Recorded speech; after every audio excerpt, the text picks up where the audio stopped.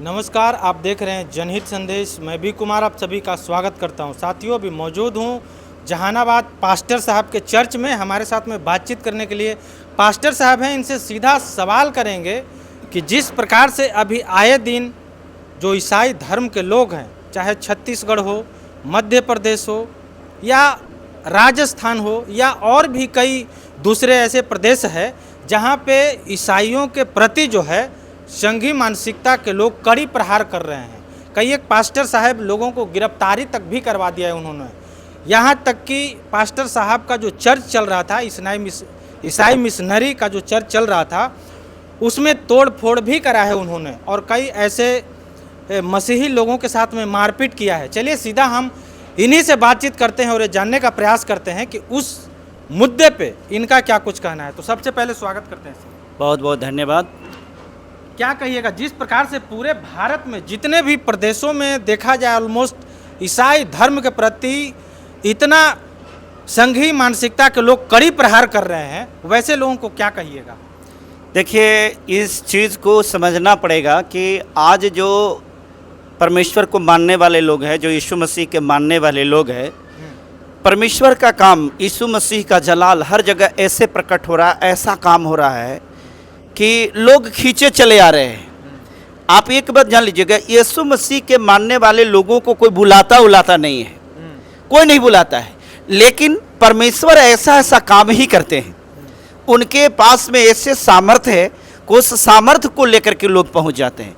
अब जैसे देखिए, मान लेते कोई व्यक्ति अपनी बीमारी को लेकर के, अपने इलाज को लेकर के, परेशानी को लेकर के हर जगह दुनिया का परिक्रमा कर लिया है, हर डॉक्टर के पास में चला गया है और जाने के बावजूद भी अगर वो ठीक नहीं हुआ है तो उसको आखिरी सहारा जो होता है वो परमेश्वर का भवन होता है। हमारी बाइबल की वचन भी यही बताती है, हे थके हुए लोगों, तुम मेरे पास आओ, मैं तुझे विश्राम दूंगा।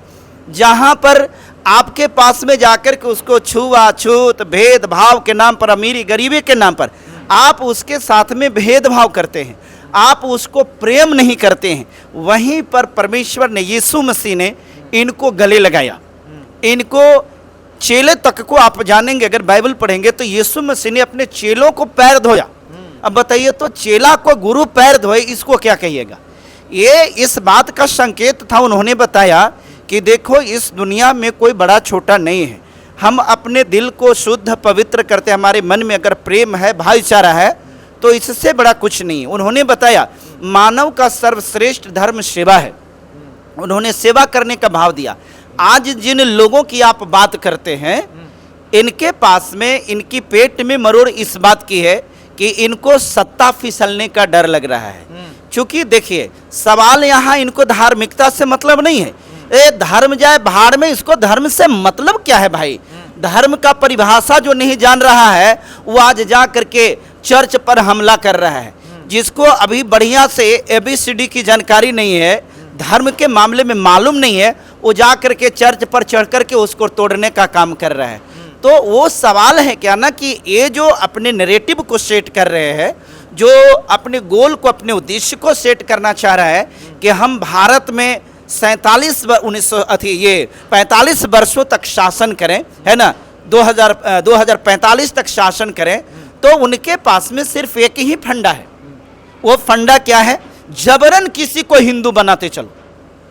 अरे भाई, आपका रामायण, आपका महाभारत, आपका गीता, आपका पुराण, सुख सागर, प्रेम सागर, विष्णु पुराण, गरुड़ पुराण, किष्किंधा पुराण, मत्स्य पुराण, कहीं पर हिंदू धर्म की चर्चा तक नहीं है, हिंदू शब्द आया तक नहीं है। आप हिंदू बनाना किसको चाहते हैं? तो ये जो चर्च में कर रहे हैं, तो इनको हताशा है, ये निराशा है, और ऐसा इसलिए भी कर रहे हैं कि आज इनकी सरकार है। इनकी सरकार होने की वजह से है क्या? एक बात बताइए, कहीं पर कोई क्राइम होता है तो क्राइम रोकने की जिम्मेवारी आपकी है कि प्रशासन की है? प्रशासन की है। तो अगर ये प्रशासन की जिम्मेवारी है तो आखिर RSS और बजरंग दल का आदमी कौन होता है? धर्मांतरण हो रहा है। धर्मांतरण अगर हो रहा है तो ये धर्मांतरण का अधिकार संवैधानिक है कि असंवैधानिक है? संवैधानिक है ना। आर्टिकल 25 में है ना कि हम किसी भी धर्म को स्वीकार करें। बात रह गई लोभ लालच की, कि लोभ दे करके, प्रलोभन दे करके। अब ये बात हमको बता दीजिए, आप जो थाली में ले करके लड्डू, पेड़ा, मिश्री और भिन्न भिन्न प्रकार के चीज जो ले जाकर के भगवान को देते हैं, ये क्या है? ये लोभ नहीं है, ये लालच नहीं है। आप जो जा करके कहते हैं हे परमेश्वर मुझे ऐसा कर दो, हे भगवान मुझे ऐसा कर दो, मैं ये चढ़ाऊंगा वो चढ़ाऊंगा, ये प्रलोभन नहीं है। सुरनर मुनि सबके यही रीति, और स्वार्थ लागी करें सब प्रीति। ये हमारी बाइबल में नहीं लिखा हुआ है, ये रामायण में लिखा हुआ है। तो जब आपका धार्मिक ग्रंथ इस बात को कह रहा है कि बिना कोई व्यक्ति स्वार्थ के किसी से प्रीति नहीं रखता है, चाहे तो मनुष्य हो, देवता हो या ऋषि हो, हर किसी के अंदर में स्वार्थ होता है। आज अगर कोई व्यक्ति कलेसिया में आया है तो क्या वो पैसा लेकर के अपने धर्म को बदलने के लिए आया है? वैसे लोगों को मैं बताना चाहता हूं कि ये लोग जो है कलंकित हैं। ये लोग जो है पूरी तरह से हम कह सकते हैं कि इसके अंदर में कहीं सी भी सेंस नाम की चीज़ नहीं है। ये लोग सेंसलेस व्यक्ति हैं और इनके अंदर में अब एक बात आ गया है, इनको पता चल गया है कि अब जो है हमारे जो एजेंडा है, अब हमारा एजेंडा चलने वाला नहीं है। साम दाम दंड भेद कर करके आप सरकार बना करके और लोगों को ऊपर जो इस प्रकार के शोषण कर रहे हैं। और एक बात और बता रहे हैं, आप तोड़िए ना, चर्च को तोड़िएगा, कितना चर्च को तोड़िएगा बताइए? उन लोगों का तो लगातार प्रयास हो रहा तोड़ने का। अरे चर्च को न तोड़ दीजिएगा, चर्च को न तोड़िएगा। इस दिल में जहां पर परमेश्वर है उसको कौन तोड़ेगा? परमेश्वर हमारे दिल में रहता है। लेकिन कहीं ना कहीं विघ्न तो डाल रहे हैं ना सर। आपका सरकार है ना सर, आपकी सरकार है, आप विघ्न डाल सकते हैं ना, आपका अधिकार है ये। चूंकि आपकी सरकार में जिस प्रकार की रवैया अपना करके हैं तो आप ऐसा कर सकते हैं। लेकिन याद रखिएगा, सरकार तो बदलने वाली चीज होती है ना सर। जिस दिन सरकार बदल जाएगी आप कहाँ रहिएगा? दिखाई नहीं पड़ेंगे। ये जो है ना, इनको रहने के लिए चूहे के बिल भी होगा ना, वो भी कम पड़ जाएंगे। और सवाल ये है कि कानून जो है सबको इजाजत देता है अपने धर्म में जीने का, या किसी भी धर्म में वो स्वेच्छा से जाना चाहे वो जा सकता है। लेकिन कहीं ना कहीं आखिर ऐसे कौन से मानसिकता के लोग हैं जो आपके धर्म को लोग टारगेट करते हैं? उनका मानना है कि हम इस देश को हिंदू राष्ट्र बनाएंगे। उसका मानना है कि हम देश को हिंदू राष्ट्र बनाएंगे।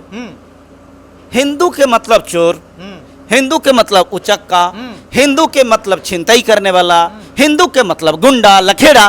तो देश को गुंडा लखेड़ा बनाना चाह रहे हैं। क्या आपको ऐसे शब्द यूज करने से डर नहीं लगता है? मुझे काहे को डर लगेगा? अगर डर लगेगा तो आप ये गूगल जो बनाया है उसको से न कहिए।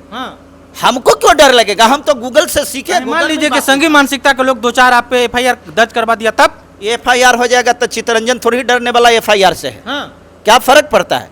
देखिए ये FIR से वो लोग डरेंगे जिसको जेल का डर होता है। अरे भाई साहब, आपको पौलुस और सिलास को पढ़ने के लिए मिलेगा, बाइबल में पढ़िएगा ना, तब पौलुस और सिलास को भी जेल में रखा गया था। लेकिन क्या हुआ? जब उसने परमेश्वर का गीत गाना शुरू किया है ना, तो सारी बेड़ियां टूट गई, जेल के सारे दरवाजे खुल गए, जितने भी पहरुए थे सब बेहोश होकर के गिर पड़े और वो आजाद हो गया।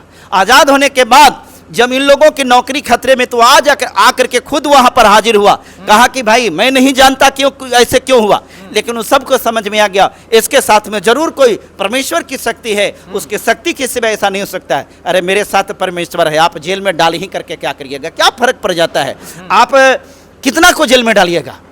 कितना को जेल में डालिएगा? कब तक जेल में डालिएगा? सत्ता सिर्फ 5 साल के लिए होता है। आप इन साल जा रहे हैं, ये 2029 में आपकी सरकार नहीं है, आपको टाटा बाय बाय हो रहा है, आपकी विदाई तय है। क्या बात कर रहे हैं? 29 में सरकार गिरने वाली है क्या? मेरी प्रोफेसी कभी भी गलत नहीं होती है। मैंने जो भविष्यवाणी कर दिया है वो कर दिया है। आज आपको लिख करके, मैं 1000 का स्टंप लाइएगा उस पर लिख करके दे देंगे।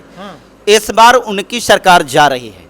साम दाम दंड भेद, कितनों वोट की चोरी आप कर लीजिए, ये फर्क पड़ने वाला नहीं है। कितनों आप ईवीएम को टेम्परिंग कर लीजिए, ये बचने वाला नहीं है। मैं सरकार को, आपको लग रहा होगा कि सरकार को क्यों करे, सरकार को इसलिए मैं कह रहा हूं कि आपकी सरकार वहां है और आपकी सरकार में इस प्रकार से किसी एक अति के लोग, मानने वाले लोगों पर अटैक हो रहा है। आपकी सरकार क्या कर रही है? क्या हम भारत देश के नागरिक नहीं हैं? अरे भाई, सरकार ही उनको सुरक्षा देती है सर, आप कहाँ हैं? सरकार सुरक्षा गुंडों को देती है, जो वहां उनके गुंडे हैं ना, RSS बजरंग दल के, उनको ये देती है। धर्म के नाम पे लोग सत्ता में बैठाते हैं और सत्ता वाले जो लोग हैं यही गुंडे को संरक्षण देते हैं, जो आपके चर्च पे या आपके धर्म के मानने वाले लोगों पे जो प्रहार कर रहे हैं। ये देखिए, हम तो पहले बता दिए, आप तोड़ लीजिए चर्च को, आप कर लीजिए मेरे ऊपर FIR, लेकिन याद रखिएगा मैं पौलुस और सिलास हूं। जेल में कौन बंद करके कि हमको कितना दिन तक रख सकता है जी? क्या आप बात कर रहे हैं? और जेल से डर मेरे जैसा व्यक्ति थोड़ी जेल जाने से डरेगा? नहीं, बिल्कुल नहीं, 1% भी नहीं, 1% नहीं। लेकिन मेरा करारा जवाब है, याद रखना समय बदल रहा है। जिस दिन मेरी बारी आएगी ना, उस दिन तुमको छुपने के लिए जगह तक नहीं मिलेगा, जगह तक मिलेगा। और चर्च को तोड़ना, कितना चर्च को तोड़ेंगे? जितने चर्च को तोड़ेंगे ना, एक को तोड़ेगा 1000 चर्च बनेगा, 1000 चर्च बनेगा। एक को मारोगे 75,000 तैयार होगा। और ये परमेश्वर का काम कोई रोक नहीं सकता है। परमेश्वर के काम रोकने वाला जो है ना, उसकी सांसें रुक जाएगी, लेकिन परमेश्वर का काम कभी रुकने वाला नहीं है। दिन प्रतिदिन जो है आपके धर्म के लोग जो हैं कहीं ना कहीं लगातार विस्तार हो रहा है, जिसके वजह से उन लोगों के मन में डर तो बैठ ही गया है ना, हमारे वजह से वहाँ पे आक्रमण कर रहे हैं। हमारे धर्म का विस्तार क्यों नहीं होगा? हमारे धर्म का विस्तार के मतलब हमारा धर्म क्या है, पहले आप ये समझिएगा तब ना।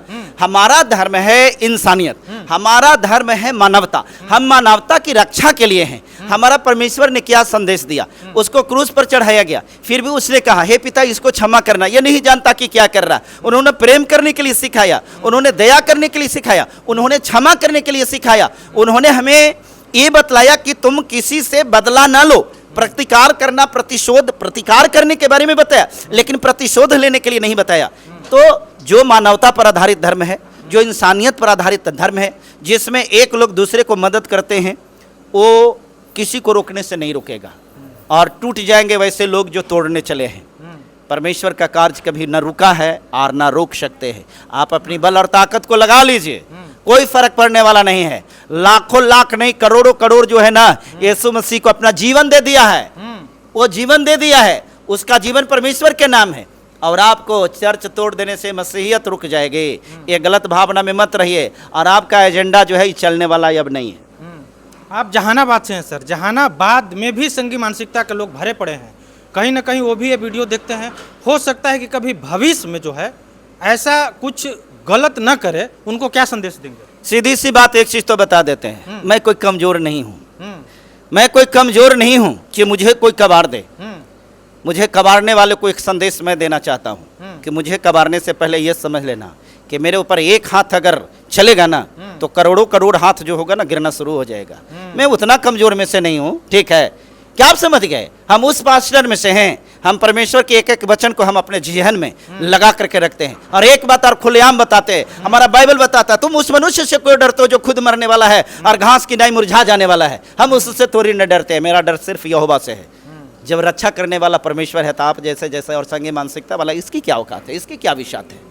हाँ, मैं अगर गलत बोल रहा हूँ, अगर मैं किसी के विरुद्ध में हूँ, तो दूसरी चीज, कोई भी संघी मानसिकता का है या कोई भी है, मेरा विरोध किसी खास व्यक्ति से नहीं है। मेरा विरोध उन लोगों से है जो असंवैधानिक कार्य कर रहा है। आप मनुवाद को मानने वाले हैं, आपके क्रम मानने वाले हैं, आपकी अपनी भावना है, हमको आपसे थोड़ी कुछ कहना है, लेकिन आपकी आज़ादी है। लेकिन आप किसी को ऊपर ऐसे नहीं थोप सकते हैं। आप हमारे साथ गलत करेंगे तो फिर तो टीट फॉर टैट के लिए आपको तैयार रहना पड़ेगा। और हम कमजोर नहीं है, याद रखिएगा इस बात को। चलिए, तो ये थे पास्टर साहब। इन्होंने अपनी बात को बड़े ही बेबाकी तरीके से रखा है। वीडियो कैसा लगा कमेंट करके आप अपनी प्रतिक्रिया जरूर दीजिएगा। बाकी मिलते हैं किसी दूसरे खबरों के साथ, तब तक के लिए धन्यवाद।